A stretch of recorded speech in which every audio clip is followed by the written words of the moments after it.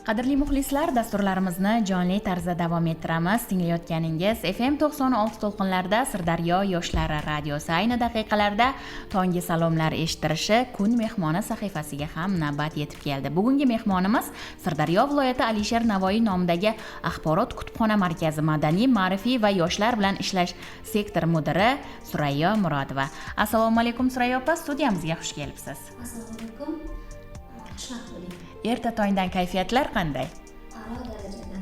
Avvalambor taklif uchun rahmat. Surayyo opa, bugungi kunda kitob mutolaasiga juda katta ahamiyat qaratilyapti-da. O'zi umuman erta tongdan kitob mutolaa qilish insonning kayfiyatiga, insonga qanday ta'sir qiladi? Keling, dastlab shu haqida to'xtalsangiz. Menimcha ko'p yillik tajribaga ega kutubxonachisiz desam mubolag'a emas. Haqiqatan ham ertalabdan kitob mutolaa qilish har bir insonga, yosh-u qariga bir boshqacha kayfiyat, boshqacha energiya beradi. Ertalab kitob o'qish odati insonning ruhiy holatiga ijobiy ta'sir ko'rsatadi. Tong paytida miyamiz hali to'liq charchamagan, diqqat va fikrlash qobiliyati yuqori bo'ladi.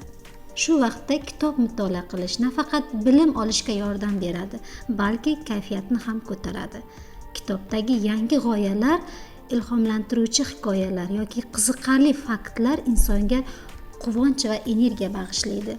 Natijada biz kun davomida inson o'zini yanada tetik, motivatsiyalangan va faol his qiladi. Shu bilan birga ertalabki kitob o'qish odati ongni tinchlantiradi, stressni kamaytiradi va kunni ijobiy kayfiyat bilan boshlash imkonini beradi. Shuning uchun har bir yosh-u qariga ertalabdan kitob mutolaa qilishni faqatgina badiiy kitob emas, qiziqarli boyaginday hikoyalarmi yoki qiziqarli ma'lumotlar, psixologiya, o'sha barcha nima deydi, umuman kitob mutolaa qilishni tavsiya qilgan bo'lardim. Rahmat Surayyo opa. Umuman Sirdaryo viloyati Alisher Navoiy nomidagi Axborot kutubxona markazi faoliyati haqida ham qisqacha to'xtalib o'tsangiz. Bugungi kunda kutubxonada qancha kitoblar bor? Necha bo'limdan iborat? Qancha fuqarolarimiz kitob mutolaa qilish uchun maskanga tashrif buyuradi? Keling, shu haqida ham to'xtalib o'tsangiz. Bugungi kunda nafaqat mana shu O'zbekiston Respublikasida barcha viloyatlarda, jumladan bizning Sirdaryo viloyatida ham Axborot kutubxona markazi yaqinda xabarlaringiz bor, yangitdan ta'mirdan chiqdi. Umuman kutubxonaga tashrif buyurgan inson birinchi navbatda nima deydi, o'sha keng, yorug', shinam xonalarni ko'rib har bir insonning kayfiyati ko'tariladi. O'shaning uchun biz mana yangi bino ta'mirdan chiqdik. Bugungi kunda yosh-u qari, umuman 7 yoshdan 70 yoshgacha bo'lgan kitobxonlarni biz qabul qilyapmiz. Hozirgi kunda biz tan olishimiz kerak, ko'pchilik bilmaydi. O'sha Axborot kutubxona markazidan o'tib ketayotgan inson xuddi o'ylaydiki, kitob sotadi deb o'ylaydi-da yoki kitob do'koni deb o'ylaydi. Biz o'shaning uchun har bir nima deydi, chekka hududlargacha borib, o'sha kitob targ'ibot, tashviqot ishlarini olib boryapmiz. Ya'ni biz kutubxonamiz bugungi kunda kitobxonlarga xizmat ko'rsatadi. Bugungi kunda kutubxonaning jamiyat hayotidagi o'rni qanday deb o'ylaysiz? Bir kutubxonada faoliyat yuritadigan inson sifatida. Bugungi kunda kutubxonani boya aytib o'tganimdek, biz 7 yoshdan 70 yoshgacha qabul qilyapmiz. Kutubxonaga bugungi kunda jamiyatdagi o'rni aytadigan bo'lsak, juda yuqori, juda ham yuqori, talab kuchli bo'lyapti. Chunki biz o'sha kitobxonlarni jalb qilish uchun juda ko'plab nima deydi, ularni talab va istaklarini inobatga olgan holda badiiy adabiyotlarni, jahon adabiyotlarini olib kelyapmiz. Har bitta nima deydi, tashrif buyurgan kitobxonni biz iloji boricha talab va istaklarini inobatga olgan holda ularga xizmat ko'rsatamiz. Ya'niki faoliyatimiz haqida ham gapirib o'tsam maylimi? Albatta. Faoliyatimizga to'xtaladigan bo'lsak, Umuman yoshlar bilan birga ishlaysiz, Surayyo. Yoshlarni kitobxonlikka jalb etishda markaz tomonidan qanday loyihalar amalga oshirilmoqda? Keling, o'sha loyiha, aksiyalar haqida to'xtalib o'tsangiz. bugungi kunda mana shu kitobxonlarni, ya'ni yosh kitobxonlarni jalb qilish maqsadida bir yangilikni aytib o'tmoqchiman. Biz faqatgina o'sha nima deydi, jonli tarzda emas, onlayn tarzda ham bizni o'zimizni Telegram kanallarimiz bor. O'sha Telegram kanallarimizda, ya'ni ijtimoiy tarmoqlarda biz kitoblar aro 80 kun nomli onlayn tanlov e'lon qilganmiz. Bu narsa may oyidan iyun oyiga qadar davom etadi. Ya'ni aprel oyida boshlangan.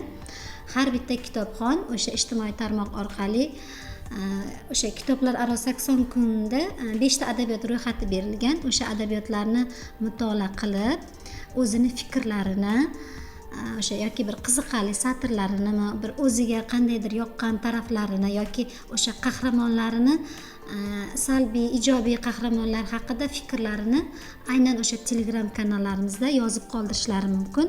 Undan tashqari o'sha 5 ta adabiyot ro'yxati berilgan. Ya'ni o'sha adabiyotlar ro'yxati ham adabiyotda o'rni bor kitoblar ro'yxati berilgan, o'qiladigan kitoblar. Testlar qo'yiladi. Testlarda ham faol ishtirok etib, o'sha 80 kun davomida har bitta kitobxonlarimiz o'sha faol ishtirok etsa, 80 kun davomida eng faol ishtirokchilarni biz aniqlab saralanadi va ularni biz mukofotlaymiz. Yana undan tashqari moviy jamoadon sayohatlarimiz bor. Boya aytib o'tdim, chekka hududlarga boramiz, kitob targ'ibotlarini o'tkazamiz. Yana madaniy ma'rifiy tadbirlarni tashkil etishda eng ko'p e'tibor qaratilayotgan jihatlar nimalardan iborat bo'lyapti? Eng ko'p e'tibor qaratilayotgan jihatlar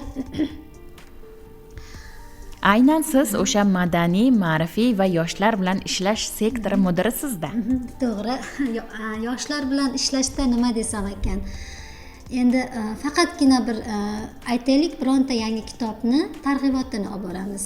Biz uning uchun avvalo o'zimiz xodimlardan boshlaganmiz. Ya'ni har juma kunlari biz o'zimiz bironta o'qigan asarlarimizni, ya'ni o'sha kutubxonachi yosh xodimlar o'rtasida, yoshlar o'rtasida kitob o'qigan badiiy kitoblarini galma-galdan nima deydi, so'zlab beradi yoki bir taqdimot qiladida xodimlarga. Biz u narsalarni ijtimoiy tarmoqlarda, ommaviy axborot vositalarida, Telegram kanallarida yoritib boramiz. Ya'ni bu ham bir nima deydi, yoshlarga bir motivatsiya bo'ladi. O'sha narsani biz faqatgina boyagi xodimlar o'rtasida emas, o'zimizni yosh kitobxonlarimiz o'rtasida ham olib boryapmiz. Ular ham bizni eshitib, qiziqib, o'zlari ham taklif kirityapti-da, o'zlari o'qigan asarlarini o'zini tengdoshlariga ham bemalol chiqib so'zlab beryapti.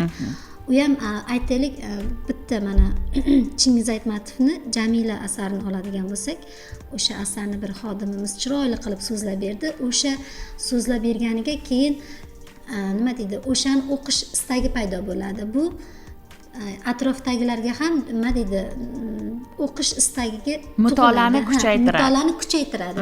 kuchaytiradi. O'shaning uchun avvalambor biz o'zimizdan boshladik va o'sha atrofimizdagi yosh kitobxonlarni ham biz jalb qilyapmiz. Kitobxonlikni targ'ib qilishda ijodkorlar va yoshlar bilan hamkorliklar qanday yo'lga qo'yilgan? Ya'ni viloyatimizda juda ham ko'p ko'zga ko'ringan ijodkorlarimiz, shoirlarimiz, yozuvchilarimiz ko'p. Ular bilan uchrashuvlar tashkil qilinib boriladimi? Albatta, mana Sirdaryo viloyati yozuvchilar uyushmasining Sirdaryo bo'limini o'zi yozuvchilar uyushmasi a'zolari bor. Bir qancha ko'zga ko'rinadigan shoirlarimiz bor, shoiralarimiz bor, yosh ulug' kishilarimiz bor. Yana undan tashqari yosh nima deydi, ijodkorlarimiz bor. Mana aytaylik, Halima Xudoyberdiyeva nomidagi ijod maktabi o'quvchilari bor. O'shalar ham har bitta chiqqan kitoblarini avvalambor bizni kutubxonamizga sovg'a qilishadi. Undan keyin o'sha kitoblarni biz kitob targ'ibotini o'tkazamiz va kitob targ'ibotini o'tkazishda boyagi o'sha aytaylik, bironta she'rlarni mutolaa qilishadi. Uni biz ommaviy axborot vositalarida keng yoritamiz, Telegram kanallarimizda yoritamiz. Qisqa satrlar qilib, chiroyli qilib nima deydi, yoritib o'sha kitob targ'ibotini harakat qilamiz. Nima deydi, keng aholiga nima deydi, yetkazib berishga harakat qilyapmiz. Oxirgi ijodkor bilan uchrashuv kim bilan bo'ldi? Oxirgi ijodkor bilan uchrashuv Mag'zuna taxallusi bilan olib boradigan Kamola degan qizimiz bor. Hozir u Toshkent shahrida istiqomat qiladi. O'qiydi. Toshkentda o'qiydi. Kelib aynan bizni viloyatdan chiqqanligi uchun, bizni viloyatga kelib, o'sha yozuvchilar uyushmasi a'zosi bo'lganligi uchun o'z kitobini taqdimotini o'tkazdi. Bunda ijodkorlar, yoshlar, kitobxonlar, xodimlarimiz hammasi ishtirok etishdi. O'sha o'zini chiroyli she'rlaridan mutolaa qilishdi. Ularga o'zini shogirdlari ham taklif etildi. O'sha qizimizni yosh shogirdlari bor ekan. Ustozlar taklif etildi. Juda ham bir chiroyli tarzda o'tdi. Va bunday uchrashuvlar davomiy tarzda o'tkazib kelinadi. Albatta. Yana bugungi kunda yaqinda bir yangilik bo'ldi. Mana kuni kecha kutubxonamizga aytib o'tmoqchiman, yangilik sifatida Nuroniylar jamg'armasi taklif etildi. Ular bizga tashrif buyurdi. Nuroniylar jamg'armasini bir qancha a'zolari bor ekan. Yana o'sha Nuroniylar jamg'armasini buvijonlari ham tashrif buyurdi. Ular bilan biz hamkorlik memorandumini imzoladik. Ya'niki ular har hafta tashrif buyurib, o'sha kutubxonaga a'zo bo'lib, kitob mutolaa qilishni. Chunki bugungi kunda o'sha Nuroniylar jamg'armasi o'zlari ham aytishyapti-da, nega biz turli joylarga, sayohatlarga boramiz, farzandlarimizga o'qi deymiz, lekin biz o'zimiz kitob mutolaa qilyapmizmi degan savolni o'rtaga qo'ydi-da, keyin biz bilan hamkorlikni yo'lga qo'ydi. Albatta. O'shaning uchun asosan yoshi katta kishilarda 60 yosh, 70 yosh o'shalar o'zlaridan boshlamoqchi. Xalqimizda bir naql bor-ku, beshikdan qabrgacha ilm izla, o'qi degan. Demak, o'sha yoshi katta nuroniylarimiz ham 60, 70, 80 yoshli bo'lishlari mumkin, lekin mutolaadan to'xtamayapti demoqchisiz. Shunday demoqchiman. Bizni kutubxonamizga tashrif buyurib, o'sha aytyapmanki, 70 yoshgacha, даже 70 yoshdan yuqori kishilar ham bor. Ular ham kelib o'sha kitoblarni ko'rib, juda ham xursand bo'ldi, ajablandi, chunki fondimiz juda ham boy fond. Biz bundan xursandmiz. O'sha yoshi ulug' kishilarning tashrifidan ham biz xursand bo'lamiz. Surayyo, suhbatimiz yakunida tinglovchilarimizga nima degan bo'lardingiz? Shu o'rinda bizga ajratilgan vaqt o'z nihoyasiga yetyapti. Albatta, tinglovchilarimizga qaysi kitoblarni mutolaa qilishni tavsiya qilasiz? Tinglovchilarimizga men tavsiya qilardimki, endi har bitta insonni o'zini muallifi bo'ladi-da. Misol uchun meni muallifim Abdulla Qodiriy. Shunga o'xshash har bitta insonni o'zini dunyoqarashi bo'ladi. Shu bilan birga men endi kitob mutolaa qilishdan aslo charchamasliklarini, o'sha kitob mutolaa qilish orqali biz farzandlarimizga o'rnak bo'lamiz. Yana mana shu viloyat axborot kutubxona markaziga mana shu viloyatimiz aholisini taklif qilib qolardim. Bizni ish vaqtimiz doimiy aynan o'sha ertalabki soat 8 dan kechki soat 8 gacha biz aholiga beminnat xizmat ko'rsatmoqdamiz. Har birini men o'sha kutubxonaga, ya'ni Ziyo maskaniga taklif qilib qolardim. Rahmat Surayyo, sizga samimiy suhbat uchun, kerakli fikrlar uchun o'z minnatdorchiligimizni bildiramiz.